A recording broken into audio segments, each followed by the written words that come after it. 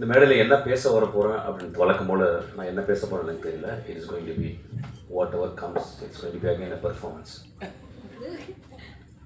But it will be a very, very calm performance, not a very agitated performance. ஒரு கலைப்படைப்பு சமூகத்திலிருந்து உருவாகுது. ஆனால் நம்ம சமூகம் கலைப்படைப்புகளை பார்த்து இந்த படைப்பு சமூகத்தை கெடுக்குது அப்படின்ற ரெண்டுமே நடக்குது. ஒரு மோசமான கலைப்படைப்பு சமூகத்தை கெடுக்குது. ஒரு நல்ல படைப்பு சமூகத்தை சிந்திக்க வைக்குது. ஒரு சினிமாவுடைய maximum impact, it can stop people for few seconds to think about life. நம்ம லைஃப்பில் நம்ம வந்து we are very busy always and we are terribly bored. We are terribly bored, that's why we are very busy. We are running, ஓடிக்கிட்டே இருக்கோம். அப்போ ஒரு தியேட்டருக்குள்ள ஒரு 2.5 மணி நேரம் போய் உட்காந்து ஒரு படத்தை பார்க்கும்போது, அந்த படம் பார்க்கும்போது நம்மளுடைய சித்தாந்தங்கள், நம்மளுடைய ஐடியாலஜிக்கள், நம்மளுக்கு பிடித்தவை, நம்ம சின்ன வயசுலேருந்து வளர்ந்த நம்மளுக்கு அப்பா அம்மா, இந்த சமூகம், மதம், ஜாதிகள் சொன்ன இந்த சித்தாந்தங்களை அந்த கலைப்படைப்பு கேள்வி கேட்கும்போது, எதிர்க்கும் பொழுது நம்மளுக்கு பெரிய கோபம் வருது. இந்த கோபம் நியாயமானது தான். இந்த கோபம் நியாயமானது. ஆனால் நம்ம நல்லா புரிஞ்சுக்கணும், அந்த கலைப்படைப்பை எடுக்கிற அந்த மனிதன் எப்படியாப்பட்ட படைப்பை எடுத்துருக்கான் பாருங்க. இந்த 100 வருஷத்தினுடைய தமிழ் சினிமாவை நீங்கள் ஒத்து பார்த்தீங்கன்னா, ஒரு சல்லடையில் போட்டு சலிச்சு பார்த்தீங்கன்னா எத்தனை படங்கள் தேவை, எவ்வளவு கோடிகள் ஒழுக்கமில்லாத படங்களுக்கு நம்ம வந்து கொட்டியிருக்கோம், எத்தனை மோசமான படங்களை நம்ம பார்த்து கைத்தட்டியிருக்கோம், விசிறச்சிருக்கோம். அப்போ நம்ம மனசுக்குள்ள கொஞ்சம் தர்மத்தோட பேசணும். விமர்சனம் செய்வதற்கு எல்லோருக்கும் உரிமை உண்டு. ஒரு சொசைட்டி இல்லை எவ்வளவு விமர்சனம் இருக்குதோ அந்த அளவுக்கு சொசைட்டி ஹஸ் காட் அ ஃப்ரீடம்னு புரிஞ்சுக்கணும். ஆனால் அந்த விமர்சனம் ரொம்ப ஷார்ப்பாக இருக்கலாம், கிள்ளலாம், சின்ன பின்னில் குத்தலாம், ஒரு சின்ன துளி ரத்தமும் வரலாம். ஆனால் அந்த விமர்சனம் கருத்தை தூண்டிக்கக்கூடாது. அதுவும் ஒரு கலைஞனுடைய கருத்தை தூண்டிக்கக்கூடாது. இந்த படத்தை பற்றி நிறைய விமர்சனங்கள், சென்சாரில் பெரிய போராட்டம், அந்த படத்திலே தெரியும். There are many places it is choppy. I could see that it was chopped. அதை சென்சார் பண்ணுறதுக்கு உரிமை இருக்குது. அந்த சென்சாரில் இருந்த மனிதர்கள் அதை பண்ணுறதுக்கு உரிமை இருக்குது. அப்படியே அந்த படம் அந்த கலைப்படைப்பு கொஞ்சம் தப்பிச்சிச்சு. நான் கலைப்படைப்புனான்னு நீங்கள் என்ன சொல்லணும்னா, நான் வருஷா பண்ணது மட்டும் கலைப்படைப்புன்னு சொல்ல, எல்லா படங்களும் சொல்கிறேன். எல்லா தோக்குற படங்களும். என் ஆஃபீஸில் ஒரு அசிஸ்டன்ட் டைரக்டர் வந்தானா, என்னப்பா அப்படின்னா, நான் அசிஸ்டன்ட் டைரக்டர் ஆகும்னு சொல்லும்போது எனக்கு அவன் மேலே ரொம்ப மரியாதை உண்டு. ஏன் 2000-3000 தொழில் இருக்கும்போது ஒரு இளைஞன் நான் சமூகத்திற்கு கதை சொல்லணும்னு வரானே, அவன் எவ்வளோ பெரிய கலைஞன். அவனுக்கு சொல்ல தெரியுதோ இல்லையோ, அவனுக்கு சொல்ல வருதோ இல்லையோ, அவனால் சொல்ல முடிஞ்சதோ இல்லையோ, 30 வருடங்கள் ரோட்டிலே இந்த தெருகளில் வேஸ்ட் பண்ண, இந்த டீ கடையில் வேஸ்ட் பண்ண அசிஸ்டன்ட் டைரக்டர் எனக்கு தெரியும். என்னையோட வெற்றிமானோட அறிவான, ஆழ்ந்த சிந்தனை உள்ள, அன்பினால் உருவாக்கப்பட்ட அவ்வளவு மேன்மையான அசிஸ்டன்ட் டைரக்டர்கள் இந்த ரோடுகள் சாவடித்திருக்கு. அப்போ ஒரு படத்தை நம்ம பார்க்குறோம். இந்த படத்தை எழுந்த இந்த குழந்தை ரொம்ப நாளைக்கு முந்தைய ஒரு கூட்டம் வெற்றி எனக்கு அந்த குழந்தைய முத சேரும்போது, அப்போ எத்தனை கொண்டு இப்பயும் வளரல, இவ்வளோ தான் வந்திருக்கா. அப்போ வரும்போது நான் பார்த்தேன் அந்த பொண்ணு. எப்பயுமே பொண்ணுங்க சினிமாவுக்கு வரும்போது அவ்வளோ சந்தோஷமாக இருக்கும். ஏன்னா ஆண்களால் அழுத்தப்பட்ட மோஸ்ட் மேல் சவனிஸ்டிக் ஏஜென்சி அப்படின்னா ஐ வுட் கால் சினிமா. அப்போ அதில் ஒரு பெண் வர்றான். ஒரு பூ முட்களுக்குள்ள நடந்து வருது. அப்போ நான் அந்த பொண்ணை பார்த்து, அந்த பொண்ணு நல்லா பிரைட்டாக இருக்கான்னு வெற்றி அப்படின்னு 2-3 புத்தகம் கொடுத்தேன். அதை வெற்றி நேற்று எனக்கு சொன்னான். இந்த படத்தை பார்க்க போகிறீங்க. இந்த படத்தை 50% பிடிக்க போகுது, 50% பிடிக்காமல் இருக்க போகுது. இதுதான் ஒரு திரைப்படம் செய்ய வேண்டிய வேலை. ஒரு திரைப்படத்தை 100% நல்லா இருக்குன்னு சொல்லிட்டா அந்த படத்தில் உண்மை இல்லைன்னு அர்த்தம். ஒரு படத்தில் 100% நல்லா இல்லைன்னா அது கலைப்படைப்பு சரியாக எடுக்கப்படவில்லை என்றார். ஒரு படம் 50 விழுக்காடு நல்லா இருக்குன்னு சொல்லணும், 50 விழுக்காடு நல்லா இல்லைன்னு சொல்லணும், அது நல்ல கலைப்படைப்புன்னு நான் புரிஞ்சுக்கிறேன். ஒருவேளை இந்த படம் அந்த 50 விழுக்காடு நல்லா இருக்குன்னு சொன்னவங்கள மனசுக்குள்ளே வச்சுட்டு 25 விழுக்காடு மட்டும் நல்லா இருக்குன்னு சொல்லலாம். ஸோ 75 விழுக்காடு இந்த படத்தை நிராகரிக்கலாம். ஆனால் அந்த படத்தோடைய நியாயத்தை நீங்கள் பார்க்கணும். இந்த படத்தை நேற்று இரவு நாங்கள் ஒரு 6 பேர் பார்த்தோம், 5 பேர் பார்த்தோம். அந்த படத்தை பார்த்து முடித்த உடனே லைட் போட்டு வெற்றி எனக்காக வெயிட் பண்ணிகிட்டே இருந்தான். அப்புறம் தூங்கிட்டான். வெற்றி இனிமேல் தூங்காதவங்க கரெக்டாக தூங்கிடுவான். ஆனால் அதுக்கப்புறம் நான் ஒரு 3 மணிக்கு நான் எழுப்பி ஒரு 2:30 மணிக்கு எழுப்பி பேசுகிறேன். அப்போ அந்த படம் முடிஞ்ச பிறகு என் அசிஸ்டன்ட் டைரக்டர் வந்து ஒரு நீண்ட விவாதம் பண்ணாங்க. அந்த விவாதத்தில் இரு அணியாக மாதிரி எனக்கு பிடிக்கல சார், எனக்கு பிடிச்சது சார் அப்படின்னு ஒரு பெரிய விவாதம் வந்துச்சு. நான் டைரக்டராக அந்த பசங்க பேசுகிறத கேட்டுகிட்டே இருந்தேன். 4 பேர் ரொம்ப உக்கிரமாக பேசினாங்க. அதில் அவங்களுக்குள்ள சண்டையெல்லாம் வந்துச்சு. அதில் 5ஆவதாக ஒரு அசிஸ்டன்ட் டைரக்டர் ரொம்ப அமைதியாக உட்கார்ந்துருந்தாங்க. அவ்வளோ ஒரு பெண்.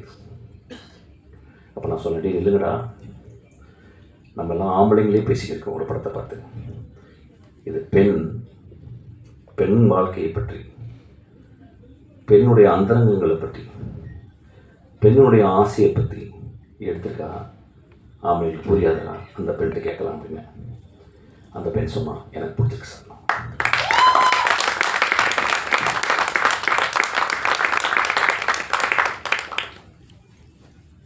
இந்த படத்தை ஏன் வர்ஷா பேட் கேர்ள்னு வச்சா, ஏன் குட் கேர்ள்னு வைக்கல? அதில் ஒத்து பார்க்கணும். அவள் சமூகத்தை விளக்கமாத்த எடுத்து கூட்டுறதுக்காக வரல, விளக்கமாத்தால அடிக்காதீங்கன்னு சொல்றதுக்காக வந்திருக்காங்க. ஏன் அவள் குட் கேர்ள்னு வைக்கல, பேட் கேர்ள்னு வச்சானா அந்த அந்த கதாசிரியர், அந்த குழந்தைக்குள்ள கதாசிரியர், அந்த குழந்தைக்குள்ள வாழ்க்கை அனுபவம், அந்த குழந்தை சந்தித்த மோசமான தருணங்கள், இதெல்லாம் ஒரு பெண்ணை எப்படி பண்ணுது அப்படின்றதுக்கு ரொம்ப மனசுலேருந்து ஆழமாக எனக்கு தெரியும். ஒரு படத்துக்கு டைட்டில் வைக்கிறதுக்கு 6 மாதம் ஆகும், எனக்கும் வெற்றிக்கலாம். ஆனால் ஒரு பெண் நான் ஒரு பேர்ட் கேர்ள்னு சமூகத்தில் சொல்லியிருக்கேன். என்னை பேர்ட் கேர்ள் நீங்கள் சொல்கிறீங்களே, நீங்கள் கொஞ்சம் ஒத்து பாருங்க, என்னை கொஞ்சம் ஒத்து பாருங்கள், என் வாழ்க்கையை ஒத்து பாருங்கள். உங்களுக்கு 30 நாட்கள் ஓடி போகுது, என் 30 நாட்கள் உங்களை மாதிரியா ஓடுது? எத்தனை நாட்கள் என்னை வீட்டுக்குள்ள அடக்கி இருக்கிறேன்? எத்தனை நாட்கள் என் பூஜை அறைக்குள் வரவிடாமல் என்னை அழைக்கிறீர்கள்? எத்தனை நாட்கள் நான் வாய் பேசக்கூடாது என்று சொல்கிறீர்கள்? எத்தனை நாட்கள் நான் வேகமாக நடக்கக்கூடாது என்று சொல்வீர்கள்? அப்போ ஒரு கேள்வி கேட்டிருக்கேன்.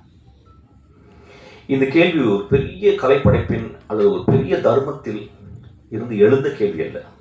ரொம்ப சிம்பிளான கேள்வி, ரொம்ப எளிமையான கேள்வி. எனக்கு நல்லா ஞாபகம் இருக்குது. 17 வயசு, ரொம்ப கஷ்டப்பட்டு என் ஃப்ரெண்ட்ஸ்கிட்ட 3 சரோஜதேவி புக், செக்ஸ் புக் வாங்கிட்டு வந்தேன். ரொம்ப கஷ்டம், அது கிடைக்கிறது ரொம்ப கஷ்டம். அது பெரிய அண்ணங்கள்லாம் சொல்லி அப்படி, ஏன்னா ஒரு புக்கு படிக்கணும்னா 3 புக் வாங்கிட்டு அதை ஒளிச்சு வச்சு கிட்டத்தட்ட 1 மாதம் எங்கள் அம்மா எங்கள் வீட்டை விட்டு வெளியே போகிறதுக்கு வெயிட் பண்ணிகிட்டே இருக்கேன். எங்கள் அம்மா மார்க்கெட் போயிட்டு வருவாங்க. ஆனால் அது எடுக்க போகும், ஆனால் பயம் இருக்கும். ஒரு வேகமாக அந்த படங்களை மட்டும் பார்க்குறது, பிளாக் அண்ட் ஒயிட் படங்கள்.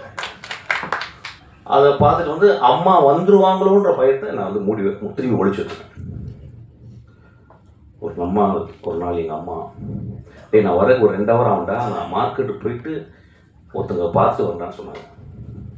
எங்கள் அம்மா பொண்ணு கதவை சாத்திட்டு அந்த 3 புத்தகங்களையும் படிச்சுட்டு இருக்கேன். செக்ஸ் புக் படிக்கிறேன். 17 வயசு பையனுடைய கேள்வி, 17 வயசு பையனுடைய காமம், 17 வயசு பையனுடைய வாழ்க்கையை புரிந்து கொள்ள வேண்டும் என்று 17 வயசு பையனுடைய கீழ்மையும் சொல்லலாம். அப்போ படிச்சுட்டே இருக்கும்போது யாரோ கதவை தட்டிட்டாங்க. நான் யாருன்னு கேட்டேன். எங்கள் அம்மா. என்னென்னா பர்ஸில் இருந்து காசு எடுத்து போக வரேன்ட்டேன். நான் உடனே அந்த புத்தகம் என்ன பண்ணு தெரில. எங்கள் வீடு பெரிய வீடு, ரொம்ப வறுமையான வீடு, சின்ன வீடு, ஒரு ரூம் தான். அப்போ ஒரு டேபிள் இருந்துச்சு. டேபிள் மேலே ஒரு டைனோரா டிவி இருந்துச்சு. அந்த டேபிளுக்கு அந்த பக்கம் கேப்பில் அந்த 3 புத்தகங்களை போட்டு வந்துட்டேன். உடம்பெல்லாம் வேர்த்துச்சு. எங்கள் அம்மா திறந்து பார்த்து என்னடாச்சு. இல்லை எனக்கு ஒரு மாதிரி ஜுரம் அடிக்கிற மாதிரி வெளியே ஓடிட்டேன். வெளியே ஓடி ஒரு 3 மணி நேரம் கிரிக்கெட் விளையாட போயிட்டேன். பக்கத்தில் உட்லண்ட்ஸு, அந்த பழைய உட்லண்ட்ஸ், அங்கே கிரிக்கெட் விளையாட போயிட்டு சாயங்காலம் ஒரு 6 மணிக்கு வரேன். வந்தால் எங்கள் அம்மா வெளியே ஏதோ கூட்டிகிட்டு இருக்காங்க. நான் உள்ளே போகிறேன். பார்த்தா எனக்கு பெரிய ஷாக்கு. அந்த 3 புத்தகம் ஏதோ கூட்டிருக்காங்க போல. உள்ளே போய் பார்த்தா அந்த 3 புத்தகம் இருக்குது. அதை எடுத்து எங்கள் அம்மா அந்த டேபிளில் வச்சு அது மேலே ஒரு சின்ன பேப்பர் வெயிட் வச்சுருக்காங்க. எங்கள் அம்மாவை நான் பெரிய கடவுளாக பார்த்து தரணும். நண்பர்களே, இப்போ நான் ஒரு சின்ன சுச்சுவேஷனை மாற்றுறேன். அந்த 17 வயது இன்றைக்கி உங்கள் முன்னால் பேசிக்கிட்டு இந்த பையன் ஒரு பெண்ணாக இருந்த என்ன இருக்க வச்சுப்பேன். அப்போ எனக்கு ஒரு சுதந்திரம், ஒரு பெண்ணுக்கு சுதந்திரம் கொடுப்போமா? எங்கள் அம்மா அநேகமாக அவருடைய விளக்கமாத்தால் அடித்திருப்பான்னு நினைக்கிறேன். காமம் ஆண்களுக்கு மட்டும் சொந்தமா? ஏன் கடவுள் ஆண்களுக்கு குழந்தை பிறக்கக்கூடிய தகுதியை கொடுக்காமல் 10 மாதம் சுமக்கும் கற்பையை பெண்களுக்கு கொடுத்திருக்கான்? நம்மளோட ஒரு படங்கு மேலே தான் ஆகும். நம்மளோட ஒரு படங்கு இயற்கையை அவங்கள ரொம்ப மதிக்குது. நம்மளோட அவங்க வரம் பெற்றவர்கள் பெண்கள். இந்த படத்தை நான் ரொம்ப எக்ஸ்ட்ராஆர்டினரியான படைப்புன்னு திருப்பி சொல்ல மாட்டேன். There are great moments. First of நீங்கள் பார்த்தீங்கன்னா இந்த படத்தினுடைய பிளானை பாருங்கள். ஒரு சின்ன குழந்தை, அந்த குழந்தை ஆனால் 3 பருவத்தை சொல்வதற்காக 3 கேமராமேனை தேர்ந்தெடுத்திருக்கான். அது எவ்வளோ பெரிய ஒருத்தர், அதுக்காக ஒரு கிளாப் அடிப்போம். அது எவ்வளோ சீரியஸாக இயங்குறா பாருங்க. She would have very easily asked for some great cameraman like P.C. Sriram or somebody else. They would have come for grassroots. They would have come. They would have readily accepted even for a peanut of money.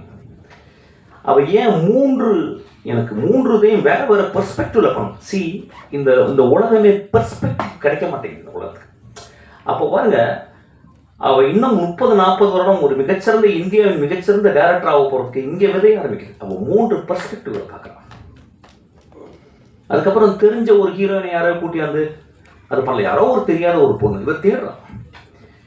இந்த வாழ்க்கையில் வருஷம் இருக்கா அந்த படத்தில் நடித்த அந்த கதாநாயகனுக்கும் அந்த வாழ்க்கை இருக்குது. இங்கே இருக்க எல்லா பெண்களும் அந்த வாழ்க்கை இருக்குது. இந்த மாதிரி ஒரு விழாவை நான் பார்த்ததே இல்லை. முழுக்க ஆண்களால் ஆக்கிரமிக்கப்படும் ஒரு விழா இன்று முழுக்க பெண்களால். ஒரு கிரியேட்டர்னா யார் தெரியுமா? பெண் தன்மை மனசுக்குள்ளே இருக்கணும், உடம்புல இருக்கணும். அதனால தான் A.R. ரஹ்மான், இளையராஜாவும் பெண் தன்மை ஜாஸ்தியாக இருக்கும். கிரேட் அவங்க தான். எனக்கு வெற்றிமானுடைய ரொம்ப நெருங்கி எனக்கு நான் அவ்வளோ பக்கத்தில் அவனை அப்படியே ஒத்து பார்த்துருக்கேன். வெற்றிமாறன் இன்னைக்கு இவ்வளோ உயரம் வந்திருக்காருன்னா படித்து சினிமாவை சிந்திச்சு தான் வந்திருக்கான். அந்த பட்டறையில் இன்னைக்கு ஒரு கத்தி வந்திருக்கு, ஒரு முள் வந்திருக்கு, ஒரு பூ வந்திருக்கு. எல்லாருக்கும் வணக்கம். நான் தான் மனஸ்வி. ஃப்ளாஷ் சித்தர் டிவிக்கு லைக் பண்ணுங்கள், ஷேர் பண்ணுங்கள், சப்ஸ்கிரைப் பண்ணுங்கள், கமெண்ட் பண்ணுங்கள். மறக்காமல் அந்த பெல் ஐக்கானையும் கிளிக் பண்ணிடுங்க. அப்போ தான் உங்களுக்கு நோட்டிஃபிகேஷன்ஸ்லாம் வரும். Thank you all. Bye bye.